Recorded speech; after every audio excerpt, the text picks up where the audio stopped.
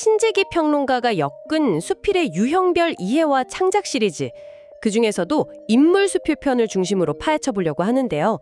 이게 주변 인물들을 그린 여러 수필을 모아서 그 의미는 뭔지, 또 어떻게 써야 하는지 이런 걸 다루고 있더라고요. 맞아요. 실제 창작에 도움이 되는 좀 실용적인 접근을 하려는 책이죠. 네, 그래서 이번 저희 탐구 목표는 명확합니다. 신재기 평론가의 시선을 따라서 이 인물 수필이라는 게 도대체 뭐고, 작가들은 사람을 어떤 식으로 그려내는지, 그리고 그 속에서 우리는 또 어떤 통찰을 얻을 수 있을지, 이걸 좀 깊이 살펴보는 거죠. 좋습니다. 자, 그럼 바로 시작해볼까요? 신평론가가 이 책을 쓴 이유부터가 좀 흥미로웠어요. 기존 수필 이론들이 좀 현실과 동떨어진 느낌, 너무 딱딱하다 뭐 이렇게 느꼈다고요. 네, 그렇죠. 좀 더 글쓰기 현장에 가까운 그런 길잡이가 필요하다고 본 거죠. 그래서 그가 정의하는 인물 수필은 정확히 어떤 개념일까요? 단순히 누구 소개하는 글은 아닐 텐데요. 네. 훨씬 그 이상이죠. 신평론가는 이걸 한 사람을 통해 세계를 성찰하고 타인을 통해 나 자신을 되돌아보는 글쓰기라고 정의해요. 한 사람을 통해 세계를 성찰한다. 네. 여기서 핵심은 글에 등장하는 인물이 그냥 관찰 대상이 아니라는 거예요. 작가의 시선, 기억, 감정, 가치관 이런 것들이 다 녹아들어서 뭐랄까 문학적 주체로 다시 태어나는 거죠. 문학적 주체, 그 표현이 중요하군요. 그렇죠. 그리고 또 중요한 특징 중 하나가 이게 소설 속 인물이 아니라 작가가 실제로 경험했거나 관찰한 실존 인물을 다룬다는 점이에요. 실존 인물요? 네, 바로 그 점이 글의 어떤 생생함 그리고 설득력을 더해주는 거죠. 그렇군요. 그러니까 겉모습이나 행동뿐만 아니라 그 사람의 내면, 성격이나 가치관, 심리 상태 이런 것까지 깊이 파고드는 글이다. 이렇게 이해하면 될까요? 정확합니다. 신평론가는 이걸 인물상을 구축한다 이렇게 표현하는데요. 인물상. 네, 인물의 외적인 특징들 있잖아요. 외모나 행동 같은 거, 그리고 내면적인 성격이나 어떤 생각들 이런 게 다 유기적으로 엮여서 하나의 좀 입체적인 모습으로 드러나는 거죠. 그냥 평면적인 묘사가 아니군요. 그렇죠. 거기에 작가 특유의 시각, 해석이 더해지면서 그 인물상이 단순 재현을 넘어서는 거예요. 문학적인 개성, 또 깊이를 갖게 되는 거죠. 그렇다면 결국 인물 수필이라는 게 사람이란 존재는 무엇인가? 이걸 작가가 진지하게 묻는 과정이기도 하겠네요. 맞습니다. 그리고 그 인물을 통해서 삶의 어떤 단면 혹은 인간의 보편적인 감정, 더 나아가서는 작가의 세계관까지 보여주는 핵심 축이 되는 셈이죠. 독자들은 그걸 보면서 공감하고 또 때로는 자기 자신을 되돌아보게 되고요. 한 사람을 깊이 들여다보면서 세상과 나를 성찰한다. 정말 매력적인 정의네요. 네, 신평론가는 책에서 여러 작가들의 실제 작품들을 예시로 들면서 이 인물을 그려내는 방식이 정말 다양하다고 분석했잖아요. 네 맞아요. 어떤 유형들을 제시했는지 좀 더 구체적으로 들여다볼까요?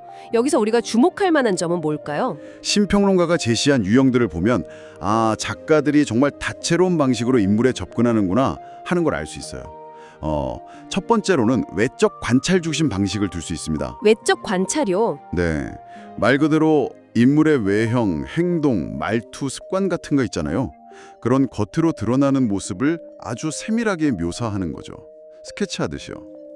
구체적인 예시가 있을까요? 김진진 작가의 옴팡눈의 사내라는 작품이 있는데요. 거기서 주인공 외모를 된장 및 무장아찌 같다고 묘사한 부분이 있어요. 된장 및 무장아찌요? 와, 그 비유만 들어도 뭔가 느낌이 확 오는데요? 그렇죠. 그런 강렬한 외형 묘사만으로도 그 인물이 살아온 어떤 고된 시간 혹은 내면까지 짐작하게 만드는 힘이 있는 거죠.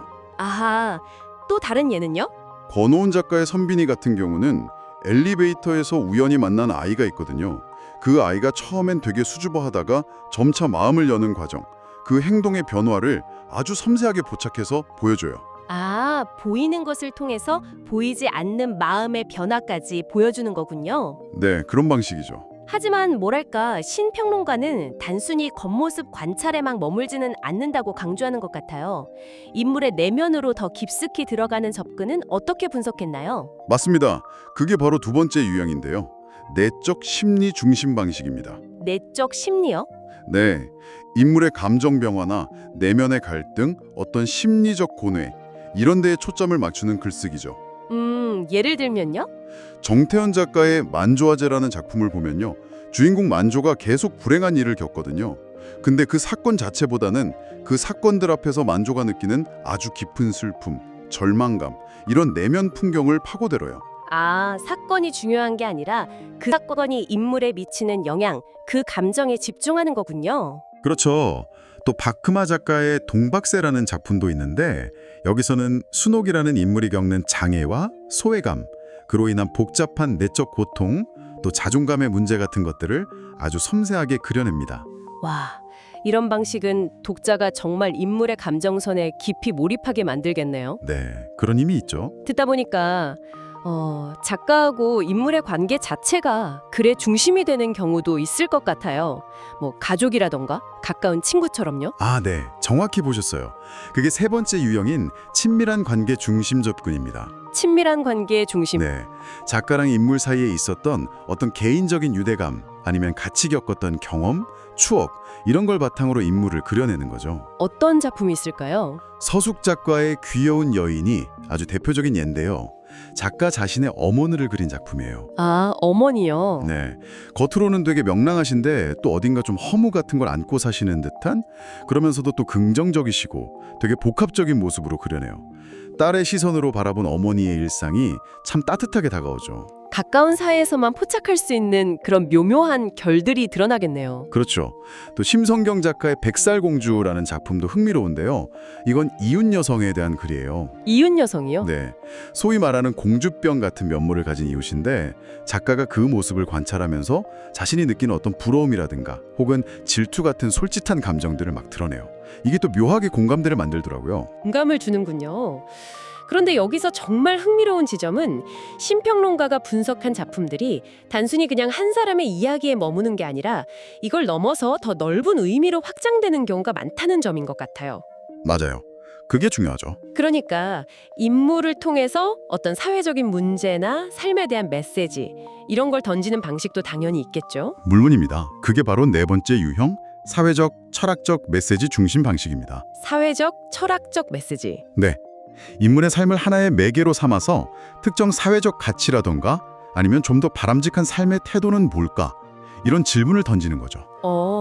예를 들어 주실 수 있나요? 안춘윤 작가의 그냥 하고 싶은 것이란 수필에 보면 생선장수 아저씨가 나오거든요. 이분이 남들 시선 같은 거 별로 신경 안 쓰고 자기가 좋아하는 노래 막 구성지게 부르면서 일을 해요. 아, 그냥 하고 싶은 걸 하는군요. 그렇죠.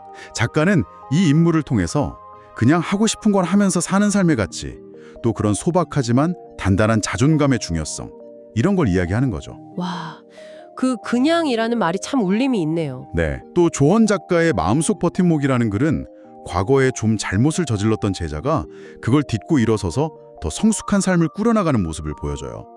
이걸 통해서 뭐랄까, 실수가 중요한 게 아니라 삶을 대하는 태도가 중요하다, 이런 메시지를 전달하죠. 아, 인물의 변화를 통해 삶의 태도를 이야기하는군요. 네. 그리고 아까 말씀드린 백살공주 같은 경우도 그냥 저 사람 성격 특이하네, 여기서 끝나는 게 아니라 어쩌면 현대사회의 어떤 인정 욕구라던가 자기의 문제, 이런 것까지 건드리면서 생각할 거리를 던져주는 거죠. 와, 한 사람의 이야기가 정말 이렇게 다양한 차원으로 뻗어나갈 수 있다니 놀랍습니다. 그런데 심평론가가 소개한 사례 중에는 현실 인물이 아니라 신화 속 인물을 다룬 아주 독특한 경우도 있다고요. 이건 어떻게 봐야 할까요? 네, 맞아요. 그것도 아주 흥미로운 접근인데요. 다섯 번째 유형으로 신화적, 허구적 인물 중심 방식을 제시합니다. 신화적 인물. 네, 뭐 신화나 전설 속 인물을 현재로 이렇게 불러와서 특정 집단의 정체성, 이나 문화, 혹은 좀 더 보편적인 인간의 조건, 이런 걸 탐구하는 방식인 거죠. 굉장히 독특한데요? 어떤 작품이 그렇죠? 현정환 작가의 죽는 신이라는 작품이 아주 인상적이에요. 제주 창조신인 설문대 할망을 다루거든요. 설문대 할망이요? 제주 신화에 나오는? 네, 맞아요. 그 설문대 할망을 통해서 제주 여성들의 아주 강인하고 또 희생적인 삶, 이런 것들을 그려내는데요.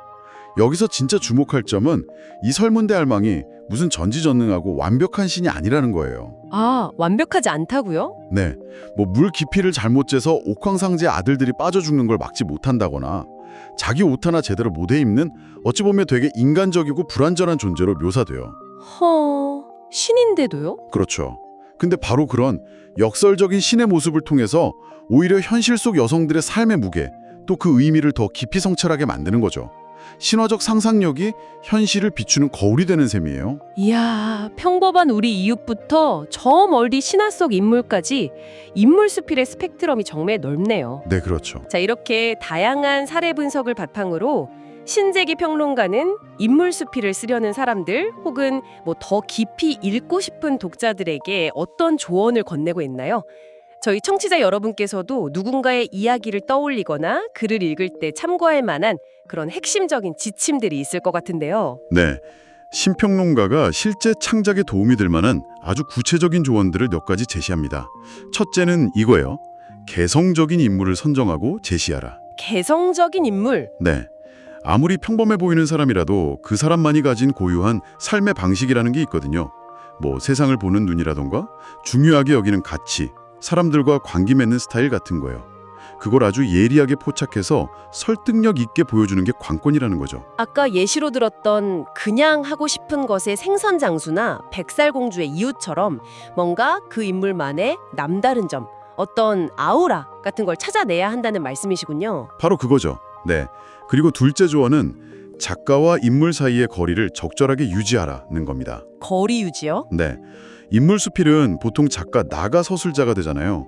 그런데 작가 자신의 감정이나 생각이 너무 앞으로 막 나서면 정작 그려내야 할 그 인물이 가려질 수 있다는 걸 경계해야 한다는 거죠. 아, 작가가 너무 주인공이 되면 안 된다. 그렇죠. 특히 뭐 가족처럼 아주 가까운 사이를 다룰 때 감정이 좀 과잉되기 쉬운데 이럴 때는 오히려 한 발짝 물러서서 관찰자의 시선으로 인물의 말과 행동을 담담하게 보여주는 편이 독자에게 더 큰 울림을 줄 수 있다는 거예요. 예를 들면 어떤 게 있을까요? 아까 얘기했던 귀여운 여인에서 딸이 어머니를 바라보는 시선이 좋은 예죠.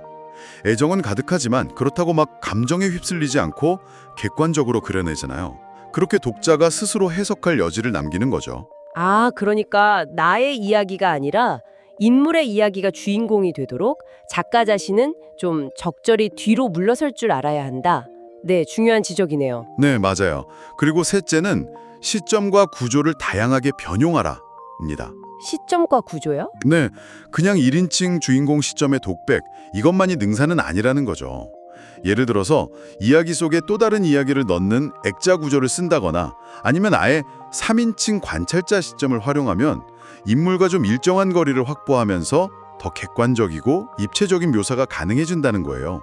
글의 형식 자체도 인물 표현의 중요한 도구가 될 수 있다는 얘기죠. 형식의 변화를 통해서 인물을 더 다각적으로 보여줄 수 있군요. 그렇죠. 네 번째 조언은 인물의 심리와 내면성에 초점을 맞추어라입니다. 아, 역시 내면이 중요하군요. 네, 결국 인물 수필의 진짜 매력은 사람 마음속 깊은 곳을 들여다보는 데 있거든요. 어떤 행동의 이면에 있는 동기라던가 복잡하게 얽힌 감정들, 또 시간이 흐르면서 겪게 되는 변화나 성장 같은 거 있잖아요. 그런 내면의 드라마를 포착할 때 글이 생명력을 얻는다는 거죠. 만조 아재의 그 절망적인 심리 묘사나 마음속 버팀목에서 제자가 과거 경험을 통해 얻게 된 내면의 기준 같은 거. 아, 그런 보이지 않는 걸 보이게 만드는 게 중요하군요. 맞습니다. 겉모습 너머의 진심, 행동 이면의 동기, 이걸 짚어내는 것. 이게 인물 수필의 깊이를 만드는 거죠. 자, 그럼 마지막 조언은 어떤 내용인가요? 마지막 5번째 조언은요. 인물을 통해 사회적, 철학적 메시지를 전달하라입니다. 아, 다시 메시지로 돌아가는군요. 네. 한 개인의 삶을 아주 섬세하게 그리면서도 그걸 통해서 결국 인간 존재의 어떤 보편적인 의미나 뭐 어떻게 살 것인가와 같은 좀 근본적인 물음으로 자연스럽게 연결하는 거죠. 그냥 하고 싶은 것에서 그 그냥이라는 한 단어가 주는 여운이나 죽는 신이 신화랑 현실 여성의 삶을 교차시키면서 던지는 질문처럼요. 정확합니다. 바로 그런 것들이죠. 신평론가는 특히 이런 글들이 어떤 직접적인 설명보다는 묘사나 서사, 그러니까 보여주기 방식을 통해서 메시지를 전달하는 경향이 강하다고 지적해요. 그래서 때로는 이게 소설인가 싶을 정도로 경계가 좀 흐릿해 보이기도 한다고 말하죠. 인물의 삶 자체가 메시지가 되도록 하는 거예요. 와, 보여주기를 통해 메시지를 전달한다. 네, 알겠습니다. 자, 그럼 이 모든 이야기들을 한번 종합해보면 어떤 그림이 그려질까요? 신재기 평론가의 이 인물 스필 탐구를 쭉 따라가 보니까요. 이 장르가 정말 한 사람의 아주 섬세한 초상화부터 저 너머 신화적인 상상력까지 넘나들면서 인간과 세상을 이해하는 굉장히 풍부하고 깊이 있는 창이라는 걸 알게 됐습니다. 네, 그렇죠. 뭐랄까 평범한 이웃의 삶 속에서 비범한 통찰을 얻기도 하고 아득한 신화 속에서 오늘 우리의 모습을 발견하기도 하는 그런 여정이었네요. 여기서 특히 좀 주목할 만한 점은요. 신평론가의 분석이 단순히 어떻게 쓸 것인가에 대한 조언을 넘어서 어떻게 읽고 이해할 것인가에 대한 깊은 성찰을 제공한다는 점인 것 같아요. 아, 읽는 사람에게도요? 네. 신평론가의 이야기는 결국 사람을 읽는 법, 그리고 그들의 이야기에 귀 기울이는 법, 더 나아가서 개개인의 삶이 어떻게 더 큰 진실과 연결되는지를 생각하게 만드는 뭐랄까 하나의 초대장 같다는 생각이 들어요. 맞습니다. 사람을 읽는 법에 대한 초대장. 좋은 표현이네요. 만약 당신이 잘 아는 누군가에 대해서 글을 쓴다고 한번 상상해 보세요. 신평론가의 조언처럼 그냥 겪었던 일을 쭉 나열하는 게 아니라 그 사람 특유의 삶의 방식 있잖아요. 세상을 대하는 태도라던가 소중히 여기는 것, 관계 맺는 방식 같은 거요. 거기에 집중한다면 그 사람을 통해서 어떤 본질적인 진실이나 깨달음을 길어 올릴 수 있을까요? 혹은 그 과정을 통해서 당신 자신에 대해서는 또 무엇을 발견하게 될까요? 무엇이 그 사람의 이야기를 특별하게, 그래서 우리에게 나눌 만한 가치가 있게 만들까요? 한 번쯤 깊이 생각해 볼 만한 질문인 것 같습니다.